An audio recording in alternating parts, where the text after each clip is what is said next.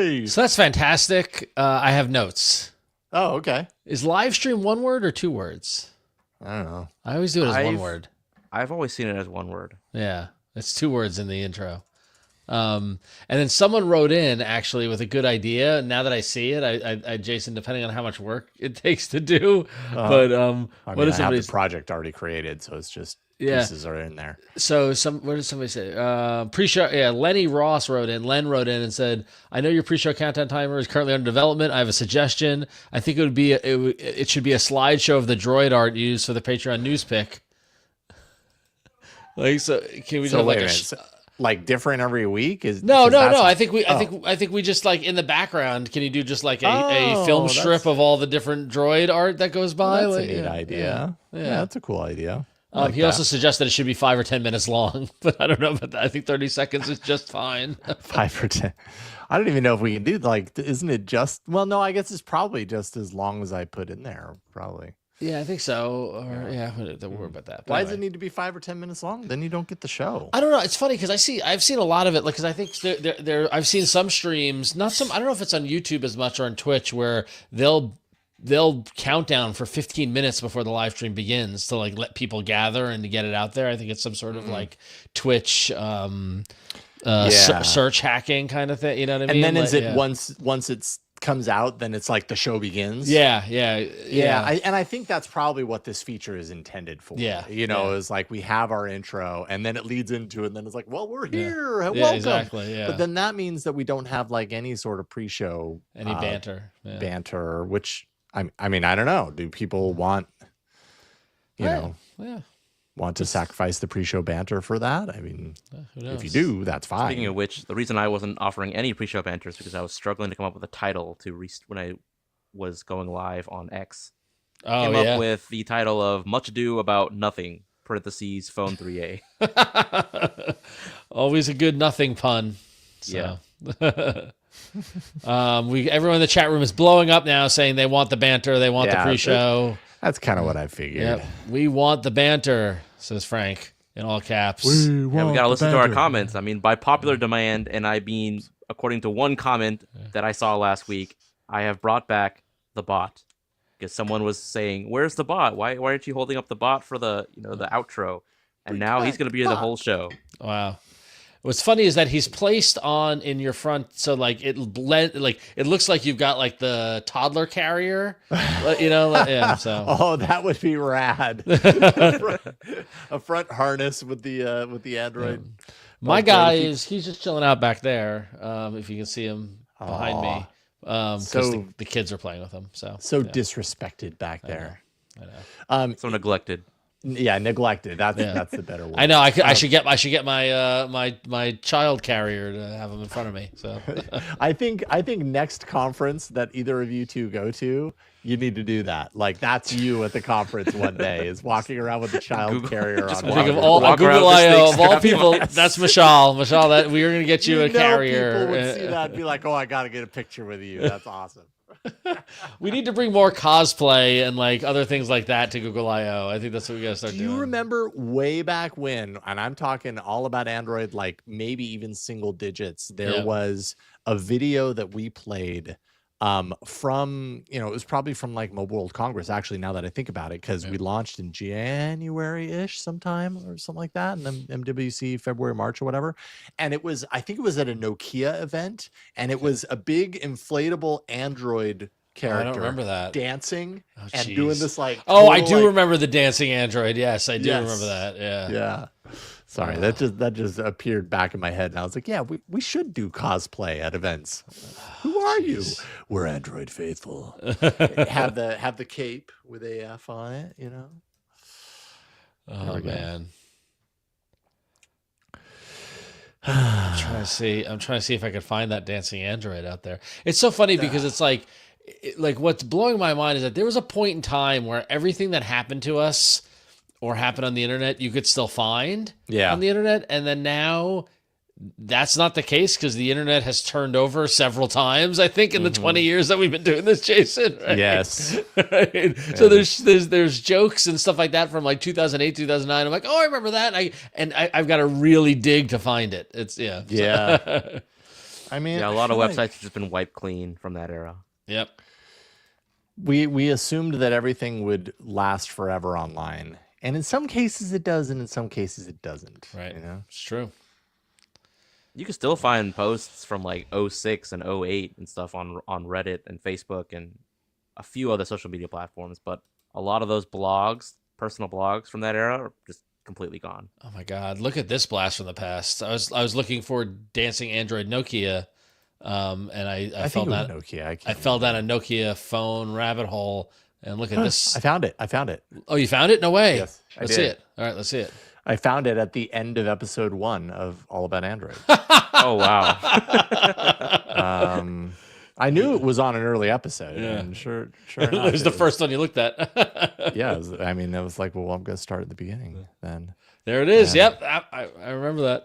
Boom, boom, dunga, dun, dun. Oh, you don't see it for very long. But that's Oh my God! Oh my this God! this was when we actually every episode of All About Android we found like an Android related video and I just remember. played it.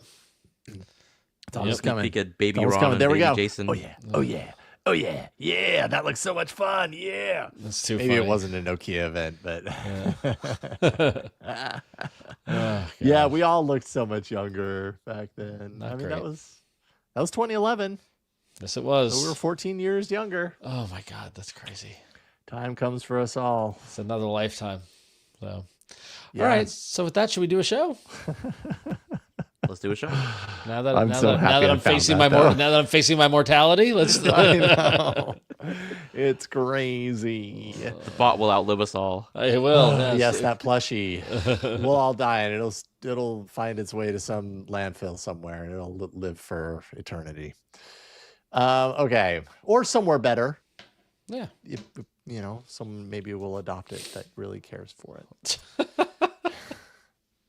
Okay. All right. All right. So, Mishaal, moving you, both of you, off stage. Okay.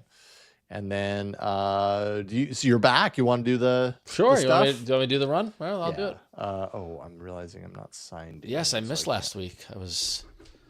While you guys were doing the show, I was dining on a lovely steak at Musso and Frank's and Musso's and Frank's in LA. That I don't know that restaurant, but it sounds delightful.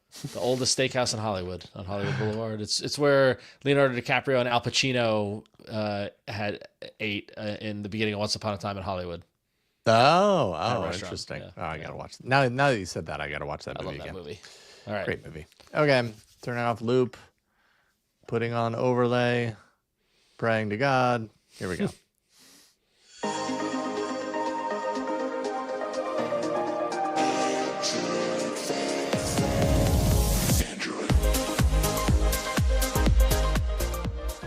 Well, welcome to Android Faithful. We're your weekly source for the latest news, hardware, and apps for the wonderful wide world of Android. I'm back. I'm Ron Richards. The wide, wide world of Android. I'm Jason Howell.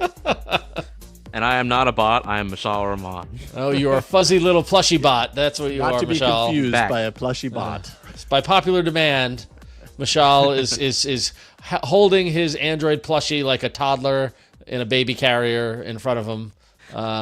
It does look really soft. Like, you know, It- like it some, is. some stuffed It is. animals are like, oh yeah, it's kind of soft, it's kind of cottony or whatever. It is a soft And then fluffy. there's some that are just so plush, you're just like, oh. Fun story. The company that handles all the Bug Droid merch for Google, like it's Google, but they've hired a company to do that. Did not respond to my requests for them to sponsor the show. Oh. Did you tell them what it would mean for them and not for I did. us? I was like, listen, this is like, we're already promoting it. I gave a very impassioned And they're like, pitch. oh, you're already promoting it. We Yeah, don't yeah, need to exactly. sponsor you. I should have given it there. We got to stop this, Mishaal. You got to throw that bot away until they pay. No.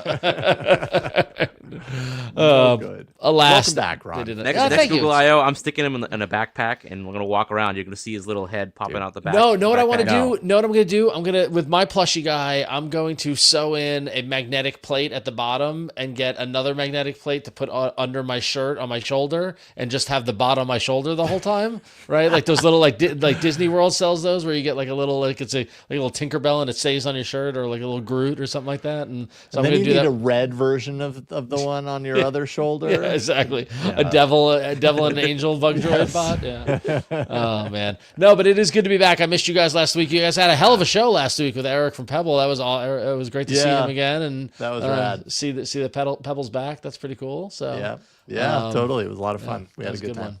But we missed you, of course. And quick reminder to everybody who's listening out there, if you are listening, we're on Pocket Cast, Spotify, Apple Podcasts, etc. Please go rate, review, do what you can on Pocket Cast if you're subscribed to a show, and download it 3 times. I think you can leave a rating. If you haven't done that, please do. It's always good to hear that people like the show. And if you do like the show, consider going to patreon.com/AndroidFaithful and supporting us. We appreciate everybody's support there. And later in the show, we're going to thank a couple of people who are supporting us. But quick reminder, you can get t-shirts and merch and stickers and all that fun stuff over there on Patreon. So definitely go check that out. We've got more exciting Patreon stuff coming for those of you who haven't pulled the trigger yet. So stay tuned. There's going to be some cool updates in February. So, all right. So with that, should we get right into the news with some? I feel like there's just a dark cloud in the world. And then I saw this article, Mishaal, and I was like, oh, the Google too? So I know. I don't know how to feel about this one. Let's hear it. Yeah, it's a little bit of icky news. So apparently Google sent out emails to employees who are working on the platform and services division, or was it platform and devices division? But basically the division that Google recently created to basically combine all of its hardware and software services under one umbrella. So things like Android, Pixel, Chrome OS, and a couple of other programs are basically bundled under this division, the Platforms and Devices group. That's it. And Google has sent out emails asking employees if they would like to take a voluntary exit, basically saying, we'll pay you to leave the company now, instead of, laying you off potentially, kicking you out the door, kicking people out, like trimming the herd before they actually just kick people off. Last time they did mass layoffs, tens of thousands of employees that were brutal laid off. It was brutal, and a lot of people were not happy by that. So instead, Google's giving them a choice to do it. Those last layoffs were brutal. I knew a couple of people were affected by it, where literally the emails went out as people were commuting, and if you didn't check your email, people in New York walked up and scanned their badge and it didn't work. That's not how you want it to happen. Good. I will say, having been on both sides of this, of laying people off, getting laid off, of being, in my career, I wouldn't say I'm lucky, but I've been able to experience it from every angle. I don't mind this as much. Because so many times that I know that me and other coworkers have been at a company oh man, if I could get laid off, I'd take the package. You say that, and so much of that kind of layoff kind of culture is out of your control. But this idea of that, hey, we need to make our workforce smaller. Why not give the people the opportunity to take a package and go? Because then you get the people who aren't totally committed to what you're doing, the people who who are on the fence, who might be a negative influence or whatever. Let them take the money and go. I think this is almost a evolved approach when you're a company as big as Google and need to reduce your workforce, to let them know it's coming and give people the option to choose to exit. Is this kind of like a roulette game, in the sense that going to Vegas is you could take the deal now and we'll give you this much, or you can press your luck and see what happens. You know what I mean? If they don't get enough people taking this deal and they do have to lay off, do the people then get less down the line? I don't know that they get less. I think it's just, you run the risk of okay, I'm not going to take the deal, I'm going to see it out, and then getting laid off anyway. You know what I mean? So being laid off at a time, because you don't know when those layoffs will happen. Right. Yeah, that's true. Right. There's a little bit of unknowing there. Yeah, and it's also tough because because you think about it of all the different angles, and from the Google standpoint, if you've got someone who you've labeled a rock star and you don't want to lose them and they take the package, be like, well, no, we didn't mean you. You can't do that. You can't. So if someone that you don't want to go, takes the package, then you're kind of screwed. While doing a layoff. So are you already making deals with that person saying? I don't. Hey, Yeah, maybe. I don't. But can you legally? Like, I don't know. Yeah. Listen, an email's gonna go out. Don't respond to it. Yeah, but this doesn't apply to you. But when you do a layoff, you do control the people who you're cutting. You're making sure you're cutting the people that you can afford to lose versus losing good bodies. But hell, I've heard horror stories and I've been involved in horror stories where like really, really good people get cut because at the end of the day, it's numbers and spreadsheets and has nothing to do with the actual people. Right. So, it's tough. It's never easy. Right. Ugh. Yeah. So I believe this is the first set of layoffs to affect like the newly created team. So like they created the team like the middle of last year. Yep. But there haven't been any layoffs affecting the newly combined team.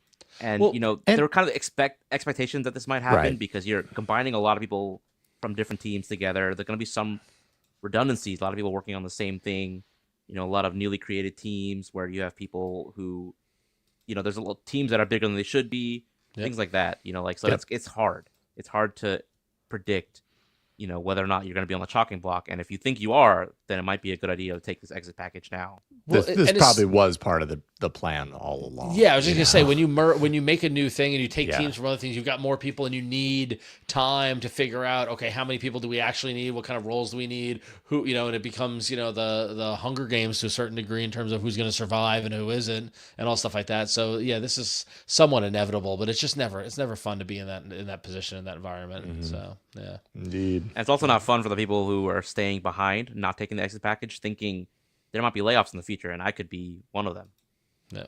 No, you're never quite certain Yep. if you stick around that they hit their goal or whatever. Yep. Yeah.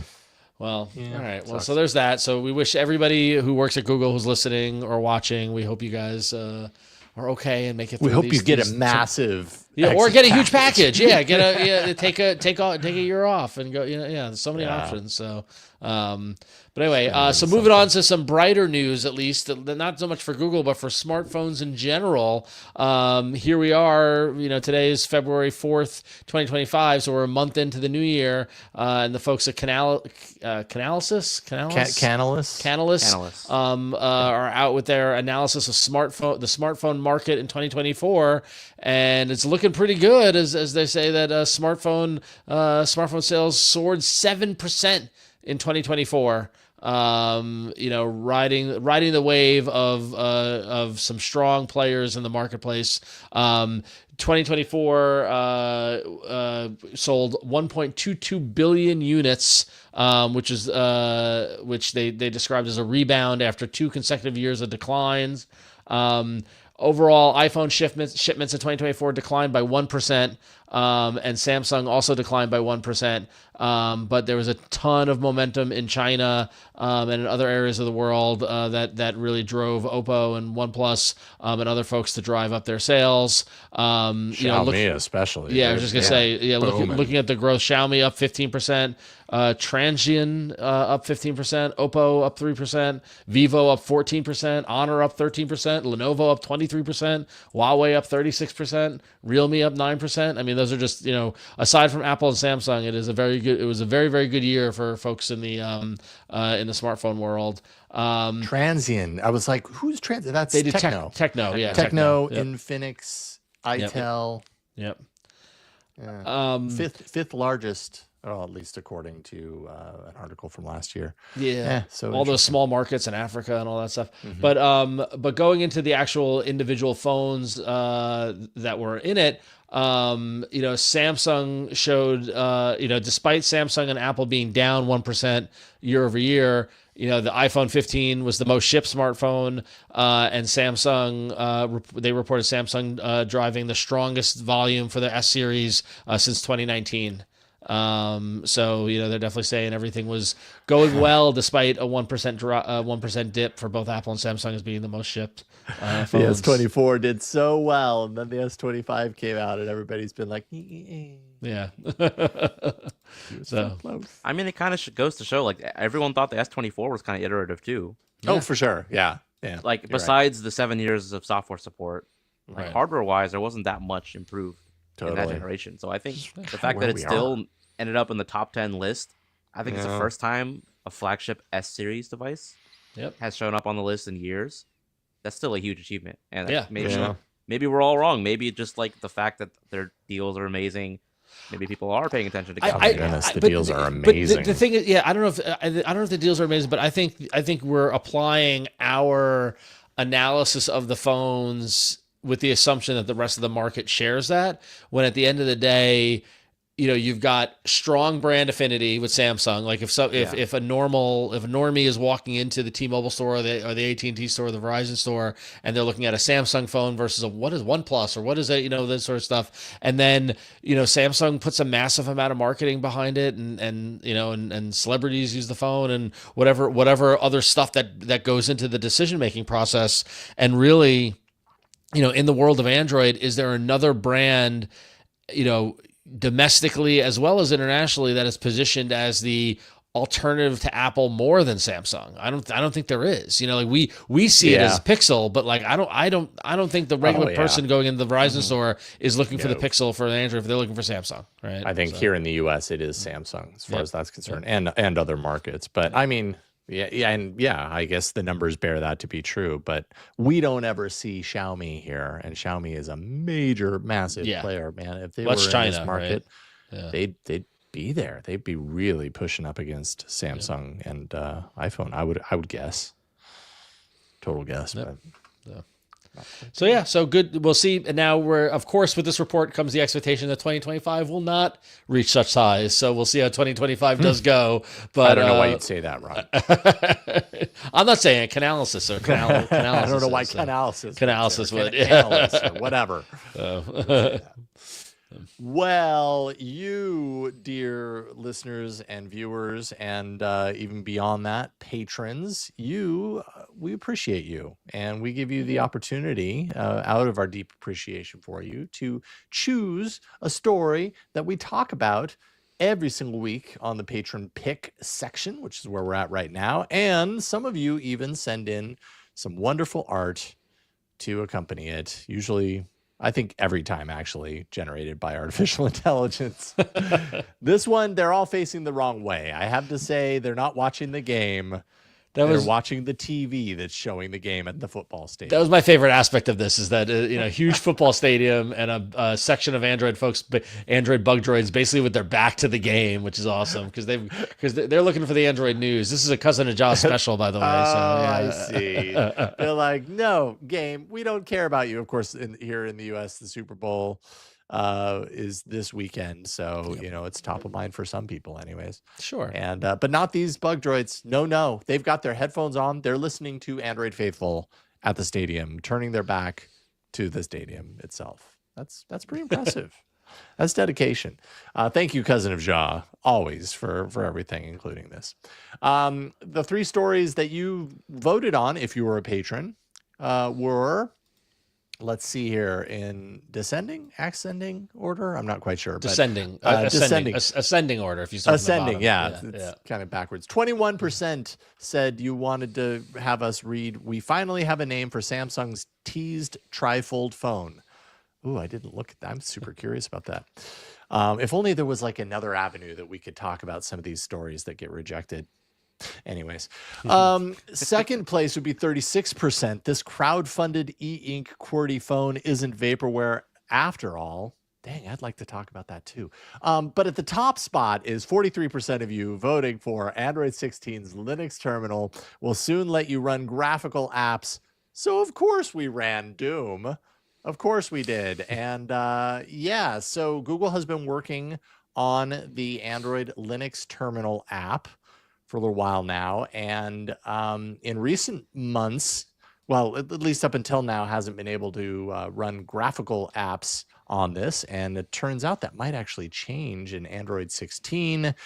The app is currently and still locked behind developer settings, so that's kind of where it's at right now. I don't know if that's where it stays, but Android Authority compiled a build of AOSP to test the progress at this state, and ran Linux terminal on a Pixel 9 Pro. Here's kind of the settings in order to activate it. Opened a graphical environment, and from there did what we all do when we have access to a new OS or something new in general, is we run Doom on it. And it's the story as old as the internet almost. Well, at least as old as Doom. And there's no audio because there is no audio server, which isn't available yet. I'm sure it will be eventually in this Linux terminal app. But here you go. If you're watching the video version, enjoy Doom via, what is this, Freedom? I guess this is like a version of Doom. Since I wrote this article, I can explain a little bit more. Oh, go for it. Yeah. So that's funny. This is just a demonstration. I didn't realize you wrote that article. Yeah, I was like, I was wondering when you were going to segue. So basically, I was just demonstrating the fact that the Linux terminal app will soon let you run graphical apps. It currently can't do that in the current Android 16 beta, but it's something that Google is working on. And of course, just to demonstrate that, I fired up Doom, like a source port of the original DOS version of Doom. Okay. And the classic. Yeah, classic. As you can see, graphic acceleration, 3D rendering works. But there are some bugs with the Linux terminal and the Linux environment that prevent me from installing more complex graphical apps like GIMP and LibreOffice and things like that. But hopefully those will be fixed in the future. And like the idea behind this Linux terminal app is you want to run a full-fledged Linux desktop environment, complete with its own graphical environment. You can install apps and run them all through your phone. This is going to take a while for Google to actually fully implement this. But, this is something we already have in Chrome OS. You can run full-fledged Linux apps through Chrome OS, like Android Studio, for example. But you can't do that kind of thing on Android yet. But with this new application and the virtualization capabilities that Google is working on in Android, you will be able to. Soon. Cool. Very neat. Some guy at Android Authority wrote this article, so let me just tell you all about it. Oh wait, he's right here. I completely didn't see your name when I when I researched the article. Sorry, I should check that first. That's funny. So there you go. So thank you, patrons. You are awesome, including you, Aaron Vanderpool, and you, Brett P., among others. But those are the two that we will highlight. Thank you for the supporters. I do wonder whether this got the vote for the concept of running Linux terminal in Android 16 or the novelty of installing Doom on it. Or all maybe both. Maybe both. Why not both? Good times. Yeah. Indeed. Thank you for that. All right. We got hardware coming up after this break. All right. So we all know that this year is going to be a new year in terms of milestones and deadlines and release dates and things like that for Google as they've adjusted the release schedule of Android's rollout. As we know, Mishaal, you're probably exhaustion of analyzing Android 16 on this new compressed timeline. We're expecting shifts in the, we started seeing the shifts in the hardware release schedule last year with the release of the Pixel 9. Next up is the Pixel 9a. Which to date, there have been a lot of leaks in terms of what it's going to look like and what it's going to be and what the specs are like, and it's not going to have a camera bump, etc. But according to the folks over at Android Headlines with the scoop, this phone is going to be shipping much sooner than it has in previous years for the A models. Historically, the Pixel number A model has shipped right around May, around Google I/O, but this year it is moving up to March. In fact, Android Headlines reporting that they have a source that says pre-orders for the Pixel 9a will open up on March 19th, with devices shipping on March 26th. So if you are been waiting for the Pixel 9a, you got to wait just another less than 2 months, and you can have this in your hand. Pricing looks to start at $499 in the US for the 128 gig model, with the 256 gig model going up for $599. And like I mentioned, there'll be no camera bump, and it'll be the largest battery ever in a Pixel device, with a 51,000 milliamp battery, beating out the Pixel 9 Pro XL, which is the largest, which is 51,000 milliamp. No, 5,100. Sorry, 5,100. 51,000 would be a chunky. That wouldn't be a phone. That'd just be a battery. That would be be battery with a notable. display attached to it. Yeah. So, how fat would that be? That'd be like... So in comparison to the Pixel 8a, the Pixel 9a is a little bit wider and taller, but it's got the same thickness as the 8a at 8.9 millimeter. and it's a little lighter than the 8A, coming out at 185.9 grams. It's got a 6.28-inch display, so it's going to be a small phone with a big battery, which is really interesting. It's a nice no mix there. camera bump. No camera bump, and you got 4 colors: obsidian, porcelain, iris, and of course the Android faithful favorite, peony. I just ordered a lot of peonies for my wife for Valentine's Day. Don't tell her. Oh. She's such a fan of the show, though. That Such a fan of the show. Is Yeah, sure exactly. to be So, spoiled. how do we feel about the bump going away? I mean, there's still going to be like a little design there, right? Yeah, But it's going to it'll have the circle. It's going to have the island or whatever where the pill or camera whatever. unit is there. I mean, it's a bigger question that I think could be discussed here. Bump or no, like if you can have a phone with a good camera system with no bump, isn't that preferable? Like, don't we not want the bump? Or do you want the bump because it's a good way to prop the phone up on a table? Yeah. The bumps that I dislike are the ones that make the phone wobbly when you Yes, put it the face off-center down. ones. The I ones that I totally agree. like are the ones that are even and Yep. also placed in a position to where, like, when you hold your phone, it kind of like props against your index finger. Yeah. So like it makes it very ergonomic to hold. Lessens the need for a pop socket.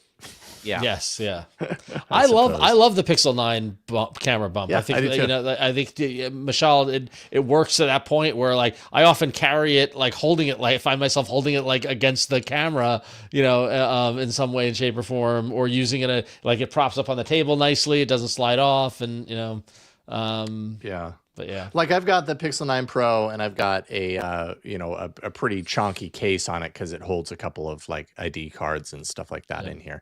And if this was the phone, you know what I mean? Like the camera needs to be deep because otherwise the camera is not as good. The sensors are not good when they're not as deep like that. So you need the space. So then some people say, well, why not just make the whole phone that same thing? And I think for some people that would work because that might mean a bigger battery and that's great. But for other people, they'd look at this and they'd be like, that's a brick. I don't want to carry a brick with me everywhere. Slim it down where you can. And so, it's just one of those things. You can't please everybody. Yep.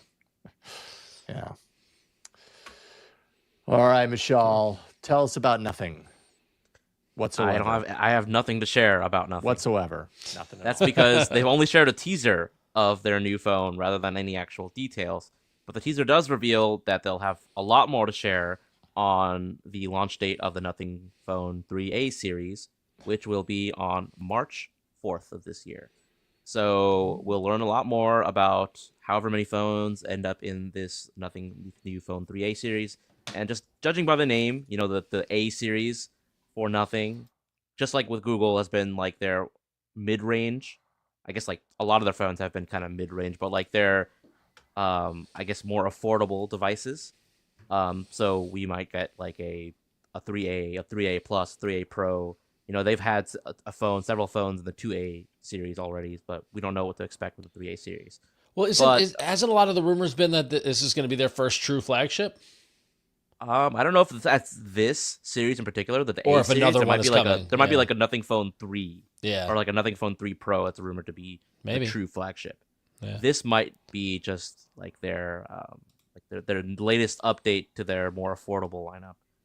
And what we do know though is that in one of their teasers, they showed off like some of the sides, the frame of the device. I guess like the silhouette of the frame, and we see what looks like to be a dedicated camera button. So they might be basically taking a cue from Apple and other smartphone brands and having a dedicated button on the side for snapping pictures and possibly doing other stuff like launching apps or whatever. We don't know much more about what it's going to do, but we can just assume at the very least, it'll let you take photos very easily when you have camera app open. Do you think if Nothing comes up with their own AI assistant, it'll be like Nobody? Hey, Like, nobody. What is the Nothing equivalent of Gemini? hey, nobody. Gemini? Yeah, like nothing to see here. Like what is the like? Hey, no one. Hey, No one. Yeah. Hey, no one. This question's for you, no one. Ever. It never has any answers for me either. It's crazy. But yeah, I'm excited. I love a good Nothing Phone launch and the artwork on the page on their website. It's hinting the LEDs on the back are still there, but they look to be like in a different configuration from that little teaser image. So we'll see. Yeah. So. Yeah, they always play around with those. I gotta things. tell you, it's that time of year, and I love a good phone release. You know what I mean? Like we're coming off of Samsung, we're coming up on Mobile World Congress. It's just nonstop right now. It is nonstop. Dude, yeah, it's nonstop. Yeah, this month and like the early next month is gonna be crazy. Yep. Yeah. Fun times. Fun times indeed. Well, I hate to unload more hardware on you, but I actually have hardware in the house. Hands-on hardware. In the house, I happen to have the Moto G.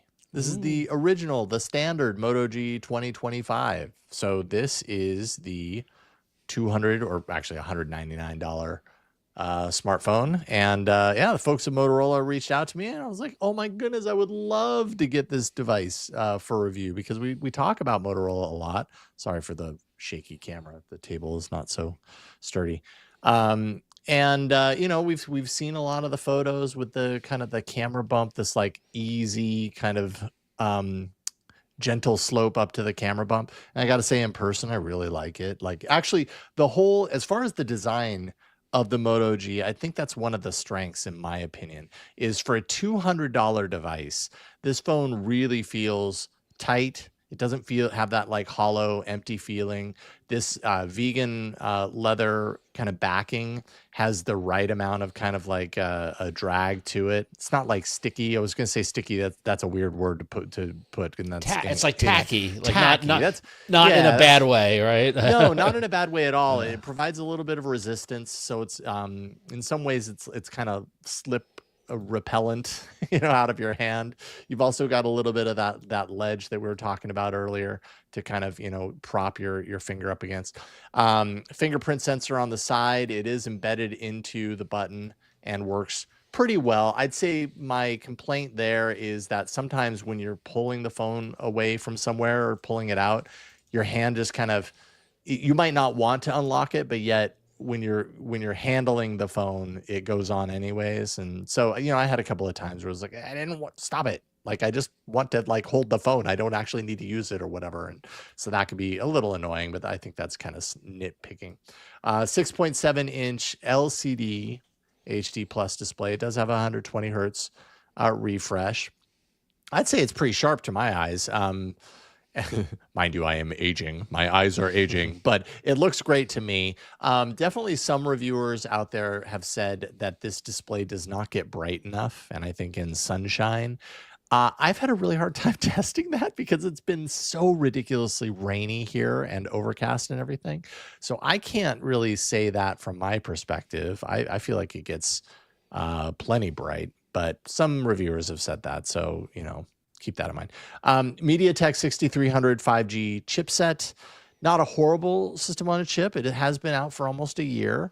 It is definitely a chipset, targeting the low to mid range, but this has 4 gigs of RAM. And so, at a $200 price point, you got to make some sacrifices. You can't just put everything in there. I think that's one of the biggest challenges for me as a smartphone reviewer is I spend so much time with mid to upper end to premium, that whole segment, that when I go to a low-end device, it's really hard for me to detach my expectations out of what I'm used to with a smartphone versus what you're actually paying for here. $200. So you're going to get a lesser chipset. You're going to get less RAM. It does slow down in the operating system sometimes. And of course, as usual, when I try and show it off in a live demo, you probably won't see it. But if I've had it in my pocket for a while and I pull it out and I unlock it and I go to like swipe up or whatever, sometimes I'll get that kind of like jumpy, jittery quality. Definitely when I launched the camera, I noticed it a lot. It takes that was maybe a couple of seconds to launch in the camera, but I had it sometimes where it was like 5 to 7 seconds where I'm just standing there with a black screen waiting for it to load. So that was, I think, one of the key areas that I really noticed slowdowns. Although I gotta say, I was playing PUBG and I'm not going to load it because it'll take too long to load it up, but I was playing PUBG with full resolution mode earlier, and it was rocking. It actually worked really well to play that game in full resolution. So, it's and then the Round Table Pizza app. It I don't know why it just launched that. Remove that from the review. Cameras, I mentioned 50 megapixel main, f to 1.8 aperture. I would say the shots, and dang, I didn't pull the shots for this review. My apologies, I didn't pull out for my photo roll. But I would say the shots kind of lack a little bit of that dynamic range. Decent shots with the 50 megapixel, but if there's any sort of bright and dark, it really kind of edges on the side of darkness, so you lose a lot in shadows. Dang, I really wish I had pulled out those photos for my photo roll. This bottom camera lens is a 2 megapixel macro. It might as well not even be there. Like, I know we often say for bad cameras, like, potato quality. I don't even think with this macro you could take a picture with a potato, or of a potato. So, it's kind of like, I feel like sometimes they do this on lower end phones. They include that 2 megapixel macro just so that they can say, it's a multi-camera system on the back or whatever. It's like, it's kind of pointless. Like, no one's going to really use that. Macro shots are such a minority of images that I would guess the majority of people ever take on their smartphones. So why include a poor quality macro? It just doesn't make sense. But yeah, performance wise, a little unpredictable with the camera app. And some portrait shots. Actually, I thought the portrait quality came out all right. Like, I have some pretty, a little bit wild hair today, and I feel like it did a pretty darn good job. It kind of has a little bit of blurring on some of the pieces of hair, but I think it did okay. Found a little bit of the edging around here. It doesn't get it 100% perfect, but if you're not pixel peeping, things actually look not too bad. And isn't that a handsome fella? And some of the imagery, it just kind of has kind of a flat look, and I think that goes back to what I was talking about with the kind of lack of dynamic range when you're taking pictures of stuff. Battery wise, 5,000 milliamp hours. Total champ. This thing really has some really good distance on battery. Didn't really have to consider myself with that at all. Also, I think this is pretty neat. 30-watt wired charge, which is 3 watts more than my Pixel 9 Pro. So there's that. It's beating the Pixel 9 Pro on something. I'd say overall, in this kind of abbreviated review of the Moto G 2025, I think it's important with a phone in this category to really continue to remind yourself, you're paying $200. Someone who's buying this isn't expecting best of everything.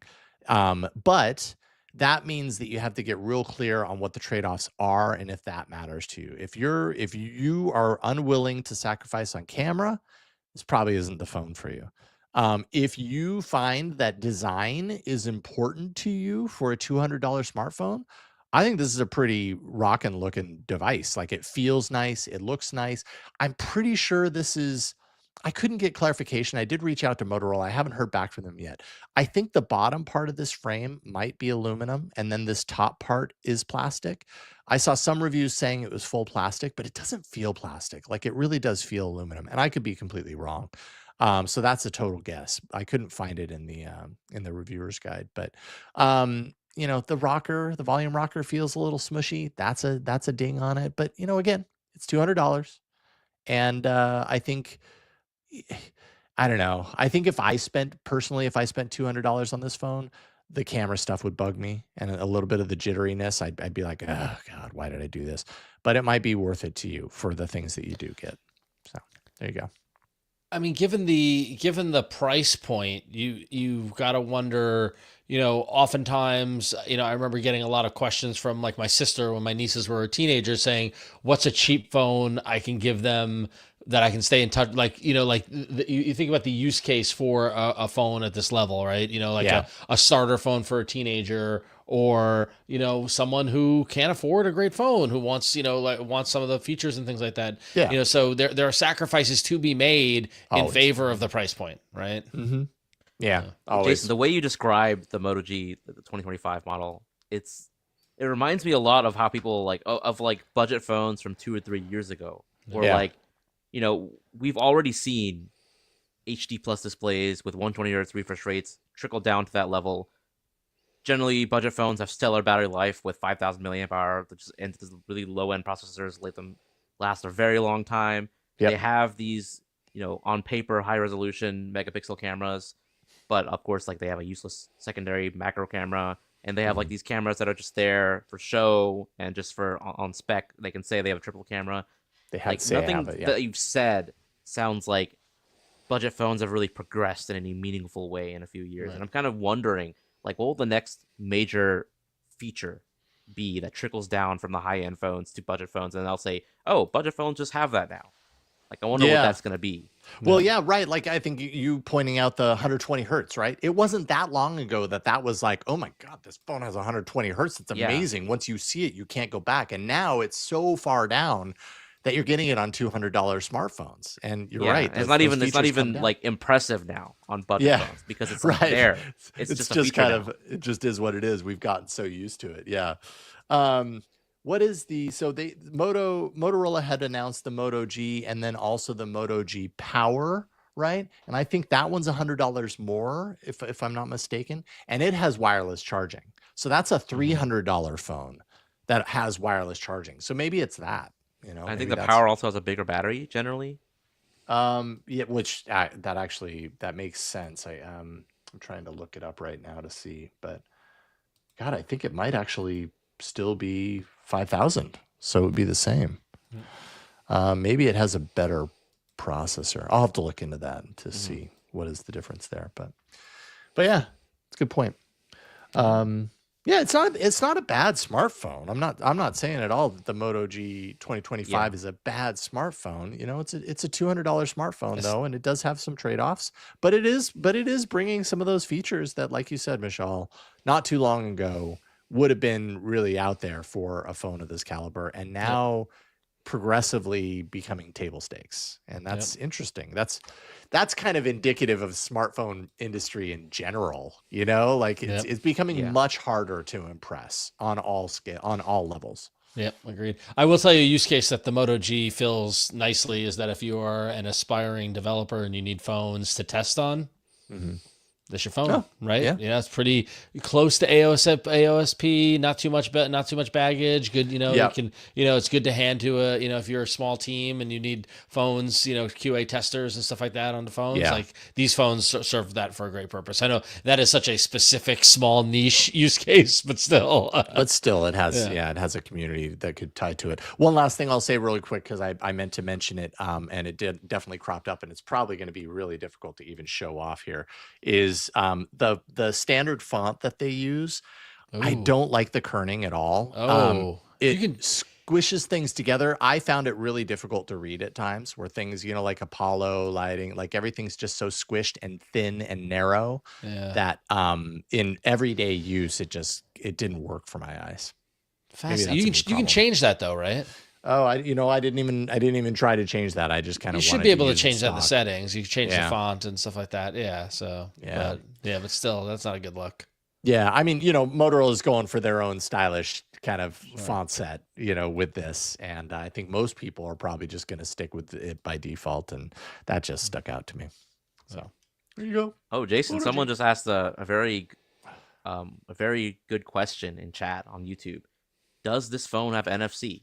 Because you'd be surprised, there are a lot of phones in the budget range that are actually being released without NFC support. Moto G 2025, I believe it does have NFC. I did not test NFC on it. I'm scrambling to look it up real quick and not just trust Google's AI generated summary that says that it does.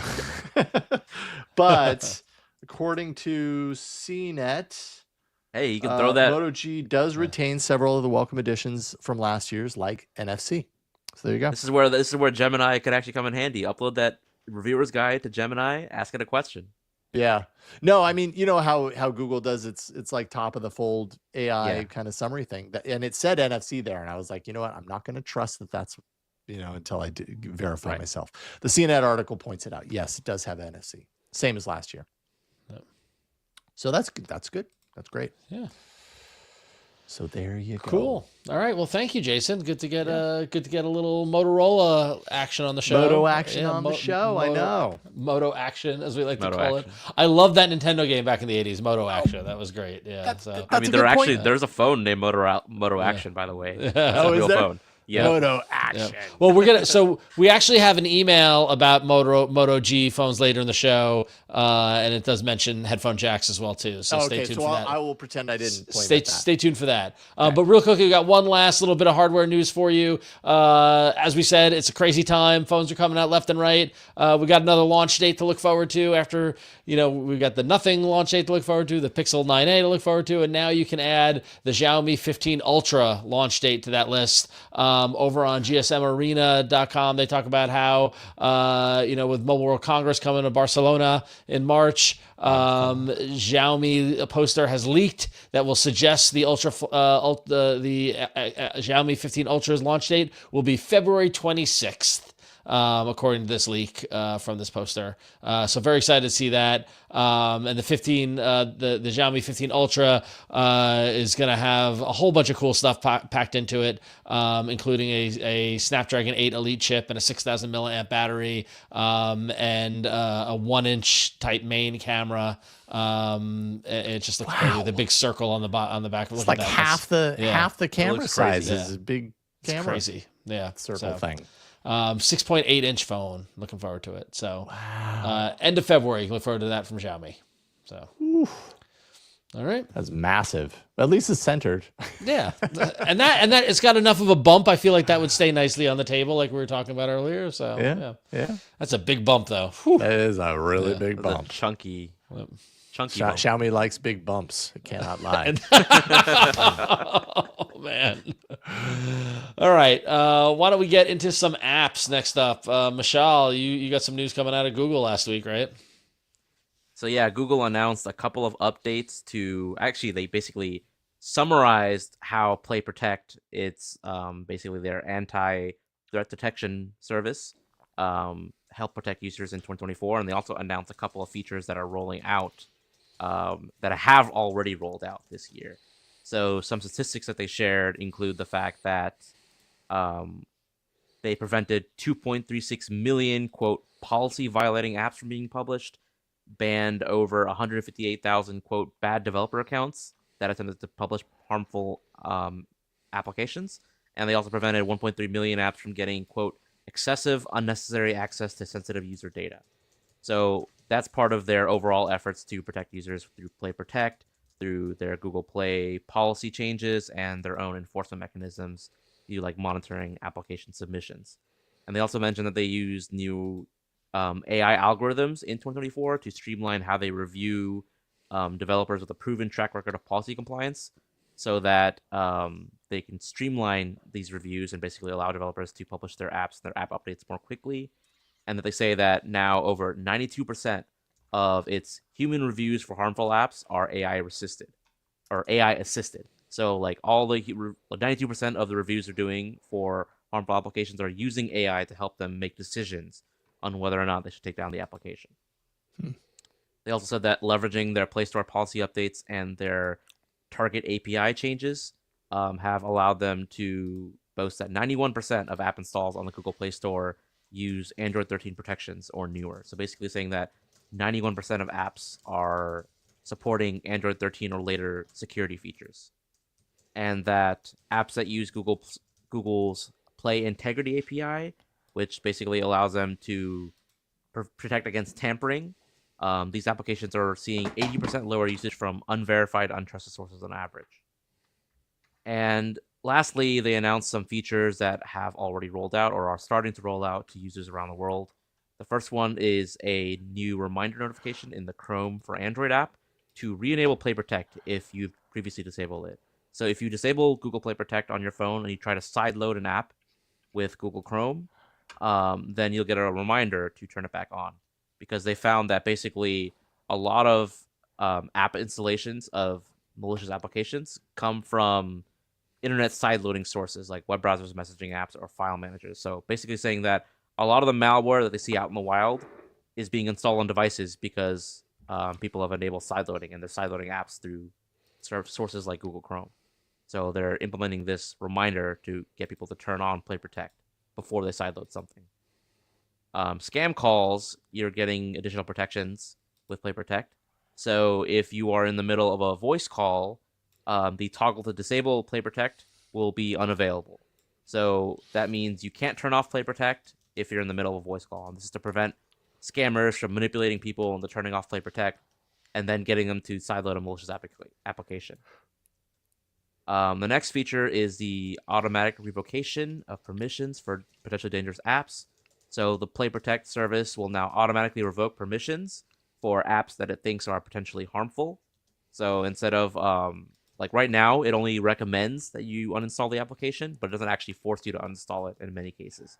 Now it'll recommend that you uninstall it and also turn off its access to sensitive permissions so that it can protect you while you make the decision whether or not you want to actually uninstall it or not. And if you do decide to keep it, you can just turn those permissions back on at any time.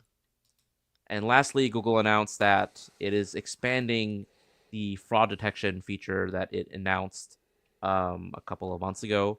These features are now available in Hong Kong, Kenya, Nigeria, the Philippines, South Africa, and Vietnam. Previously, they were only available in Singapore, Thailand, Brazil, and India. These features basically block apps that may use permissions that are frequently associated with financial fraud and that the user is attempting to install via sideloading. And I think finally, they also just announced that they are going to show a verified badge for some VPN applications. So if you look for VPN apps on the Google Play Store, you'll see a badge that says it's been verified by Google. It's passed some security testing and whatnot. It's a VVPN. A verified VPN. The V stands for verified. There we are. Cool. Okay. That's a whole lot of protection going on. Yep. Always looking to protect us. I appreciate that. So thank you, Play. Let's see here. So this is interesting. Let's see here. The open web is kind of having a moment right now. It's becoming much more important to people, let's just say. So apps are cropping up to make it all more manageable. And there are actually just a couple of stories in the last couple of days that are on this tip. One of them actually doesn't relate to Android, but I'm going to throw it in here anyways because it was announced today and hopefully it will eventually. But the one that does relate to Android is Openvibe, which is being backed rather by the team at Automatic. Among others, they're the people behind WordPress.com, and it integrates into a single app experience Blue Sky, Mastodon, Threads, and Noster. I've not really paid attention to Noster. Do I need to get on there? Do you need a squat there, or Mishaal saying there? No? No, stir? No? No, sir. No, sir. Noster.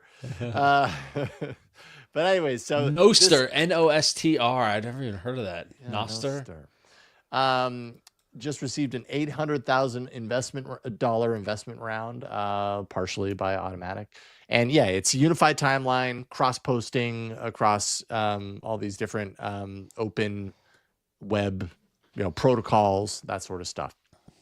And then I also was on the DTNS briefing show this morning with Tom Merritt, and we talked about the Twitterific team launching Tapestry, which is, yes, an iPhone-only app, or iOS only, which, I mean, Twitterific was. So I don't know if that bodes well for this one to eventually come over to Android.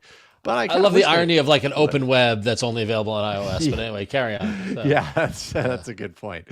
But something similar, I put this, you put the other one in, I think, Ron, and I put this in just because it really reminded me of it. Blue Sky, Mastodon, but also RSS, YouTube, Tumblr. So you can imagine having your Blue Sky and your Mastodon posts, and maybe eventually Threads, although it's not there yet, intermingling with blog posts and podcast episodes and YouTube, the latest video from a cool YouTuber, Tumblr, all that kind of stuff integrated into a single thing, and no algorithm, chronologically sorted, very customizable, and I think even a third-party development kind of aspect to it as well. So we're starting to see more and more of these apps that aim to unify the services that we're using. I mean, this has been around forever, right? This idea of one app to rule them all, to kind of integrate it, to organize them and make it easier for you. rarely do I find that it makes it easier. Like often it's like, oh yeah, that does most of the things, but it still doesn't do them all, and therefore I still have to use the other things in order to do that. So that's a Yeah, little disappointing. that's kind of been the big problem with a lot of these, attempts at unifying different services, is because there's very little incentive from the biggest players to support it at all. Like, Right. for example, X, they have Oh, no incentive at all to integrate. Yep. And a lot of other social media companies don't really either, because they want to control their feeds. They want to be able to decide what you see, because that allows them to control how many ads are shown, how many promoted Right. posts are shown. When you have some third-party client that's aggregating everything, they can just hide all that stuff, and then Yep. the main content provider doesn't get any money from you. So, yeah, that's why a lot of these things are not taken off or not really supported. You have threads that do support, like the Mastodon, the protocol and stuff like that, but I think they only doing that because they were kind of desperate for growth at the very beginning. Yeah, and it speaks to an early adopter, tech savvy audience, Yeah. because I put all of this efforts in the same box I put passkeys in that this is noble and this is great and this is the right thing to do, but the average user, you lose them after the first sentence. Right? They're just like the whole concept of all this is like it's for people who are really dialed into this world, and majority of people out there who are casual social media users can't even wrap their head around federated media. You know what I mean? Like so it's just like it's good. I'm glad that it exists and I'm glad they're doing it, but it's definitely a challenge for widespread adoption, like we saw with Twitter and Facebook years ago. So. Yeah. And the unfortunate thing is, like, there's a big opportunity for some alternative to Twitter to really take over when, like, all the Elon stuff happened.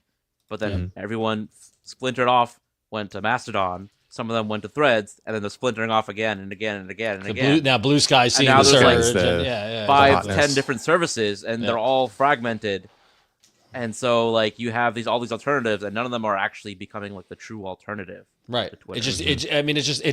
It continues. This is the next chapter of the fracturing of culture that is going to be the story of the early part of the century, which is, we've seen the fracturing happen in music. We've seen the fracturing happen in television, and now it's happening in social media. And you're just like, everyone's distilling down. There's millions and millions of people. There's this wide global audience that are all in these tiny pocket, micro niche based communities like our own here in Android Faithful, so it is what it is. It's we have the ability to access a global audience, and yet we're falling back on our, if it's, genetic disposition to be tribal and in small groups, so it's interesting. Cousin Mishaal puts it well. Everybody wants to be a trillion. Trillion. I did use Trillion. I used Trillion. That was great. All right, so real quickly, this got submitted by Joe Furness, one of our loyal listeners, submitted this in our Discord earlier today. You might have heard some hubbub about Apple launching an app called Invites, which is built around event planning. I don't know why this is news, by the way. Like, everyone's like, Apple's making an event planning app, and like I saw so many articles. I was like, okay, cool. It's Apple making a new thing. But Ben, a friend of the show, Ben Schoen, over at 9 to 5 Google, wrote up a piece that kind of walks through how Apple Invites works on Android, which, short answer, through a browser from an iCloud URL.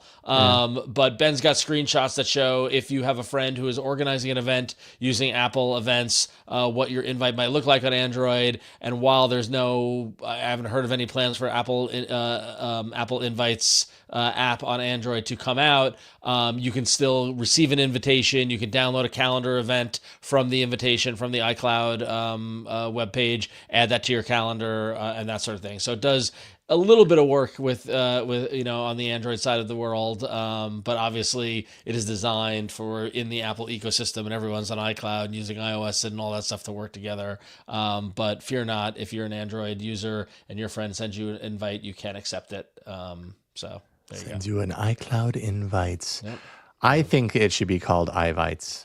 Just iVites. It says a little too German. It says a little too iVites. iVites. So. All right. And last one, Mishaal, over from Redmond. We got Microsoft. They are rolling out an update they teased a couple of months ago. This update basically integrates the Microsoft phone link experience into the start menu. So now you have this panel when you pull up the start menu on the right side. It basically shows the status of your phone. It allows you to access your messages, your calls, see your recent messages, and also there's a button to send files. So basically just making it much easier. Instead of opening the dedicated phone link app on your PC to see stuff, you just press the start menu on your keyboard and you can access a lot of stuff from your phone right on this panel. Cool. Okay. More all you all that Windows Android users out there. I was gonna say all those Android bridges to Windows, man. I feel like every other week we have another. So there's quite a few of them. You're right. Yeah. So. It's Alrighty. the gift that keeps on giving. Yes. Well, that's going to wrap it up for apps. And we'd love to hear from you, the Android faithful audience. And we're going to do that after a quick break. All right.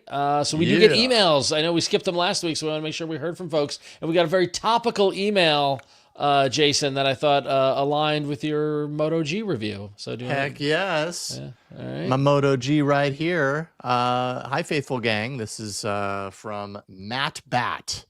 Says, I've been thinking about this for a week now. Oh, that's Ron's other podcast. What did I miss? That's an iFanboy joke about we asked people. No, this is the wrong email. Oh, wait. Sorry. This is the wrong email. I was going to say, I think that's my bad. Yeah, I did the order wrong. There we go. Sorry about that. That's all right. Got it. Here we go. Here we go. There we go. There it is. We'll get to Matt's email in a second. Phone. Yeah. So. Okay. Pat's like, I didn't write that in my first sentence. Matt says, hey, all, I have had 6 Moto Gs in my household. My current 2022 Stylus 5G is feeling a little long in the tooth, so I thought I'd look at the current crop of reasonably priced phones. There are 2 reasons I keep buying Moto Gs over the years. They still have the Courage port. And as you can see in the one that I'm holding up, there is, in fact, a Courage port right there. Just plug right in with an analog headphone, and it works. And then 2, the flashlight chop. I'm chopping for those of you listening on audio. And so what for audio listeners, what is the flashlight chop? It is when you take the phone in your hand and you go chop, chop 2 times and it turns the flashlight on. All you have to do is make a chopping motion in the air with your phone and hopefully it doesn't slide out of your hand. That's always been my thing about the flashlight chop. Like I don't know that I've ever heard a story of like someone doing a flashlight chop and the phone goes woo and breaks, but I'm sure it's happened at least one time in the history of Moto G. Anyways, Matt continues, I use the flashlight at least once a day. And the ability to just pull out my phone and shake it to turn on the light is one of the best user interface designs I've ever experienced. And by the way, Matt and everyone else, this has been around for so long on Motorola phones. Yep. And it is a great feature. It really is. It says, I'm honestly surprised iPhone hasn't stolen it yet. I watch other people struggle with looking for the flashlight button on their lock screen and then have to negotiate with their phone if they meant to unlock it or if they actually just want the flashlight, especially iPhone users. I have to carry an iPhone for work. The flashlight was on, and apparently it's not enough to push the flashlight button. You have to hold it. You have to hold it. Seriously, iPhone users are delusional. This is Matt's words. And the keyboard on an iPhone is just stupid if you have to put an alphanumeric password. Anyway, I loved hearing you guys talk about my brand of phone positively for once, but you missed something. The 2025 Moto G Power is supposedly IP69 rated, and it still has a Courage port. Other phone manufacturers are just being lazy. If this budget brand can actually show them up like this.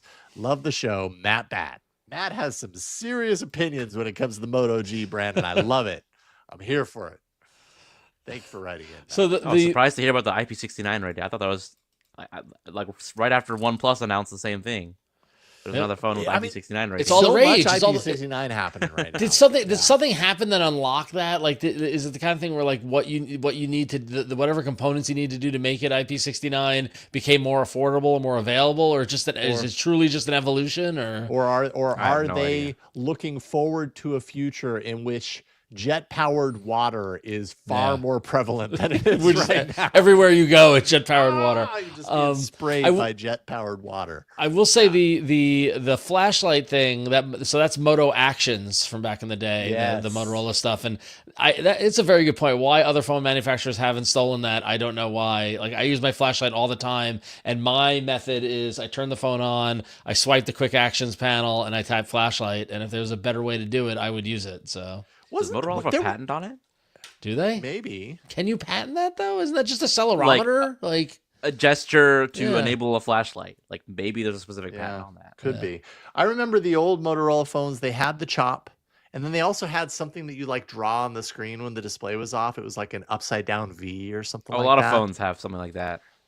I think Huawei in particular, they had a lot of different options for like screen off drawing and you launch stuff. Yeah.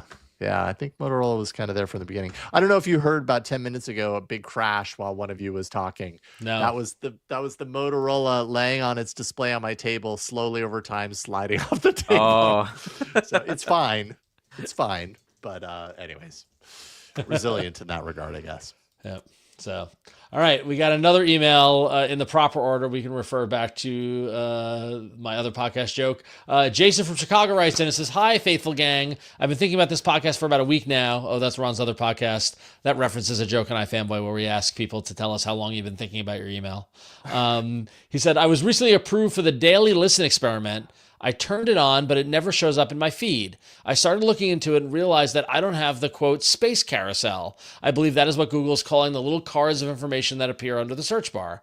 I cannot figure out why it's missing. I've been through all the settings. I've closed the app, cleaned the storage and cache. No matter what I do, I can't seem to get it to show, to get it to work." Oops. Sorry. Here. Oops, sorry. Thank you. There you go. Also, if I click on my picture in the upper right corner and select use without an account, they appear. So it leads me to believe that I have some setting turned off somewhere. I've searched online, and a couple of people report similar issues. No one seems to get them back either. Any ideas? Jason from Chicago. And he says, "I've attached a picture of how it should look and a picture of my Discover page when you swipe left on the Google Pixel launcher and how it looks when you open the Google app itself." So here on the left, you see how it should look, and those of us who have Discover on our Pixel, you get the Google logo, and I don't have a search bar in mine, by the way, but I do have the little space carousel that's giving me weather information and stock information and sports information, and then it goes into your Discover articles. But Jason does not, even though he's logged in and you can see his face in the upper right hand corner, he does not have the space carousel items. This is curious, Jason. What I looked into this a little bit, and what I wanted to know was if you under the search bar you have a row of like the translate icon and the camera icon. If you swipe that row all the way to the right, do you see a settings option? Because that's where you can quote unquote customize your space. And if you get into the Google app settings and make sure Discover is turned on, that's kind of the key setting for this. I mean, Mishaal, do you see something different, or? I mean, I see that carousel, and when I swipe to the right, I do see a block that says customize your space. Yep. So I have that. All right. But I don't have the daily listen because I haven't signed up for that experiment. Yeah, I need to sign up for that experiment. I would like to check that out right now. Let's see what happens. Where can you do that? I forgot. On the top left, you should see a labs icon. I don't have a labs icon on the top left. I think you have to sign up for experiments first. I thought I signed up for experiments. All right, I'll look at that after the show. But I'm on the wait list now. I don't know if I can try it. Yeah. Anyway, I used to have the lab. That's weird. I don't know. It's all this. Some people see some stuff, some people don't see other stuff. Is very confusing. But Jason, make sure you've got Discover turned on in the options, and that'll be like the kind of first kind of step there. So, all right, let us know. Every time you say Jason, I think you're talking to me, Ron. Not you, Jason. All right. Okay. All right, Mishaal, we got one last email. So it's all yours. Our last email comes in from Rory, who wrote in to say, "Hey gang, my wife has lost her umpteenth set of earbuds and her birthday is coming up. What are some strong options for earbuds with Find My Device?" And I did a little bit of digging right before the show and came up with a short list. There's actually a lot more than what is mentioned on Google's website for Find My Device compatible earbuds. The Pixel Buds Pro, the Buds Pro 2, from what I can tell, most modern Sony earbuds, like the LinkBuds S, the WF-1000 XM4, XM5, a whole bunch of other Sony earbuds also support it. The JBL Tour Pro 2, the JBL Tour 1 M2, the Nothing Ear, and the OnePlus Buds Pro 3 also support it. So I think it's kind of, I don't think there's like a definitive list of earbuds to support Find My Device. It's something you'll have to like look on the actual packaging or the marketing. I think there should be like worked with Find My Device somewhere on the box that mentions it. I just checked like the Find My Device app and I noticed, oh, my Nothing Ear are on it and the OnePlus Buds Pro 3 are also on it. So I know those for sure are compatible. The Pixel Buds, of course, they got compatibility a while ago. Sony mentions compatibility for their earbuds on several of their support pages, so that's how I know. I think you have quite a few options to pick from. And I think any of the ones that I mentioned are really good. The Pixel Buds Pro 2 are really good. I love my OnePlus Buds Pro 3. I would recommend them. Nothing Ear also very good. Big fan of Sony earbuds are pretty good. Big fan of the Nothing earbuds. They're fantastic. So yeah, strongly recommend them. Lots of options there. That email came in from Rory, who also says this little Android fan says hi, and sent in a picture of his little guy with a little baby in his crib with a bunch of Android plushies in the crib there with him. And Rory, my question to you is your wife's earbuds in the crib underneath these stuffed animals? Maybe? Did you look there? I hope not, because I don't want the kid to choke on the earbuds. So anyway. Yeah, that would not be good. That would not be good. Thank you, Rory, for writing in. Thank you, Jason from Chicago. Thank you, Matt Bat. All of you can write in with your problems, your solutions, your discoveries, anything in the world of Android. We want to hear from you. You can email them at contact@androidfaithful.com. And that's where you can also send in your AI-generated bug droids doing fun seasonal things. That becomes the new trend now. People are sending bug droid art that goes with the seasons. I got a bunch of Valentine's Day ones in the inbox today. So keep them coming, please, for sure. But it's always great to hear from you. That's contact@androidfaithful.com. And that's going to wrap us up for this week. It was a little short and sweet week of Android, but it was nice. It was a good homecoming for me. Jason, good to have you back. That's good to be back. Jason, why don't you tell us what's going on in your world? My friend, you're releasing content left and right. Dude, I added it up. I'm now doing 4 to 5 podcasts a week. That's my baseline. And then I've got the YouTube channel, and then I'm writing articles, and I'm just out of my mind busy, but I'm enjoying it. I think I'm going to Mobile World Congress. I'm excited about that. But go to youtube.com/@JasonHowell. I just put up a video the other day, which is kind of like a travel vlog for Galaxy Unpacked. Show you a few things that most people don't get to see. And it was a lot of fun putting that together. youtube.com/@JasonHowell. All right, cool. Mishaal, tell the people about your world. If you want to find out what's happening in the world of Android, what's coming next, you can follow me by going to Linktree, I guess linktr.ee. It's kind of, whenever I say Linktree, it's like, how do you spell that and put it in the URL? That's how you do it. And then you go /Mishaal Rahman.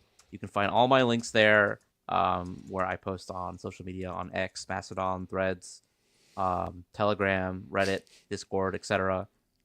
And yeah, I have a lot of things to post. Like, I'm getting back into the, my posts have been a little slow since Unpacked, just unwinding and catching up on things to post. But this week, I'm going to be posting a whole lot more, and I have a lot of stuff to post about when it comes to Android 16 news. So stay tuned. Cool. I like on your Linktree, I don't think the button to add you to my contacts is big enough. No, it needs to be the full page. It really, for those who go to Linktree, to Mishaal's Linktree page, and just see, I can't find the button to add you to my contacts, so I'm hoping somebody can point out where it is. I mentioned this to Jason. The reason I made it so cartoonishly big is because this is literally like, I'm like, just like Jason, I'm printing out a QR code that I'm going to give to people to scan whenever I go to like MWC or CES. Sure. They're going to scan that. It's going to go to this page, and they're just going to tap that to add me to their contacts. Yep. Poof. Poof. It's very funny. I'm sorry. You know me, Mishaal. I got to poke fun. So, all right. And lastly, on my side of the world, if you're looking for something else to listen to, you can head over to my other podcast, the aforementioned iFanboy. Our Media Explode episode came out a couple of weeks ago, where we talked about what we watched, TV and movies that we watched over the holidays into January. And really, I'll just TLDR it for you. And Jason, you can scroll down on the video screen to show folks. If you're not watching The Pit on Max, I don't know what else to tell you. It's the best show on TV right now. If you are a Noah Wyle fan or an old ER fan, you'll love it. It is fantastic. So watch The Pit on Max. That is my recommendation for you. I haven't even heard of it. Oh, it's so good. It's basically ER. Set in Pittsburgh, hence the name The Pit, but it's also like the 24 model where there are 15 episodes and each episode is 1 hour of a 15-hour shift in one day. Okay. It's very, very good. It's very, very good. So strongly recommend. I love Noah Wyle. He's fantastic. But you know who I love more than Noah Wyle? I love you listening to this podcast or watching this podcast. You are our favorite people, and thank you for doing it. Head over to patreon.com/AndroidFaithful where you can support us, or go over to AndroidFaithful.com. At the very, very bottom of AndroidFaithful.com, there's a link to donate, by the way, if you ever want to just to buy us a cup of coffee or do something very, very simple. You don't need to sign up for Patreon or anything. You can just under support, just go to donate and just send some money our way. That'd be great. Thank you. Help us keep the lights on. What should I put here? $5 million. Listen, don't even need $5 million. If you want to send $50, we could do a Jason and Mishaal Mobile World Congress Hamon Fund, where we could do Hamon for 50. Travel the world for 5,000. There you go. You can pick, and we'll figure out a way to spend it. If you're an eccentric billionaire and you're sitting on money you want to get for tax reasons, we're a good shelter. Whatever you like to do. But we'll buy 1,000 Huawei trifolds. Yeah, there you go. We will do we can be bought. We will test whatever weird tech you want us to test with your money. Look, if you're coming at us with $999,999, yeah, we will do almost anything that you want. We'll review every phone that comes out this year. But seriously, we thank everybody for their support. We really, really appreciate it, helping make all of our Android adventures come true. So thank you so much. That's going to wrap it up this week. We publish this podcast every Tuesday evening. We live stream live at 8 p.m. Eastern, 5 p.m. Pacific on YouTube and Twitch at the Daily Tech News Show channel. You can go over to AndroidFaithful.com where you can subscribe to the podcast wherever you like to enjoy podcasts. And as always, email us at contact@AndroidFaithful.com. We'll be back next week for a more barrage of Android, because we are the Android Faithful.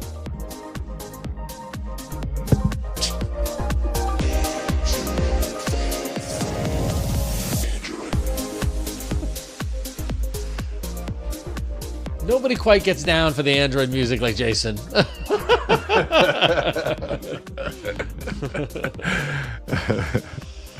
I hate to break it to you, but even though I was allowed to enter in 999,999, it went red and it said the maximum amount is $10,000. Well, I'm glad there's some level of. All right, we can buy 3 Huawei trifolds with that. Yeah.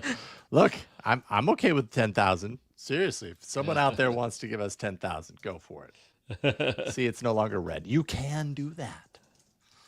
And we're okay with it if you do. Okay. Yeah. That'd be great. I'm so jealous that you guys won't get to go to spam there. I would like to go to Mobile World Congress once just to experience it. Yeah. Yeah. So I'm super, super pumped. Yeah. Canalys analysis is the top. Canalys analysis. Can I? Xiaomi likes big bumps and they cannot lie. I love that. Android plushie Bjorn again. Nothing about nothing. I like big bumps. I cannot lie. To exit or not to exit, that is the question. Nothing to share. Pixel 9a bumps the bump. Lots of bumps happening. Should be Pixel 9a dumps the bump. That's what it should be. Yeah. Dumps the bump. Oh, that's a good one. Yeah, dumps the bump. Pixel 9a dumps the bump. Yeah. That's good. Yeah. Android plushies in the crib. Praying to the Android gods. Apt install Gemini-beta. Pixel loses bump. Xiaomi bumps it up. Yeah, that's true. The great 21st century social media culture fracturing. Searching for the space carousel. Mishaal likes big buttons and he cannot lie. Definitely some bump action happening. It's which bump direction do we want to go? Which bump? Which bump do we want to bump? To the top spot. I like dump the bump. Pixel 9a dumps the bump. Yeah. Yeah, let's do that. Pixel 9a dumps the bump. Bumping. All right. Yeah. I like big bots and I cannot lie. All right. So that was good. Thanks, everybody. Fun. And Burke was in the house. Burke showed up a little late. Burke was QAing our website during the show, okay, sending me good. broken links that I was fixing. So Good stuff. Good to see you, Burke. Cool. Any other things? We actually got done a little early. yeah, no, I mean, well, or this is how we envisioned the show to do. This is what right? we envisioned the show to be. Yeah, totally. This is kind of time we expected to be done. Yep. But we always go later. And that's been the case since the beginning of time. Well, but it's nice to have a breathing kind of spot. Yeah. Totally. So, Totally. all right, y'all. Well, cool. Well, thanks everybody. We'll be back next week. Win is back next week, so if you missed her, she'll be back. Yeah. Excellent. But no Mishaal next week, right? No Mishaal, right? But next week is my sister's birthday, so I'll see if she can fill in for you, Mishaal, and we can talk to an English teacher, a high school English teacher, to see what she thinks of her Pixel 7. There we go. I asked her if she wanted a new phone, and she's like, "No, not unless I need it." And I was like, "All right, fine." We'll ask her to weigh in on every single story throughout. Yeah, exactly. Does this matter to you? Does this matter to you? What do you think? What do you think of this? What's your analysis on this one? What is your analysis of this? What's your analysis? Oh God! All right. Well, thank you, everyone. Thank you for being here. Lots Have a of good fun. night. We'll see Night. you next time. Bye, everybody. If we had an outro video, you'd watch it right now, but we don't. So goodbye.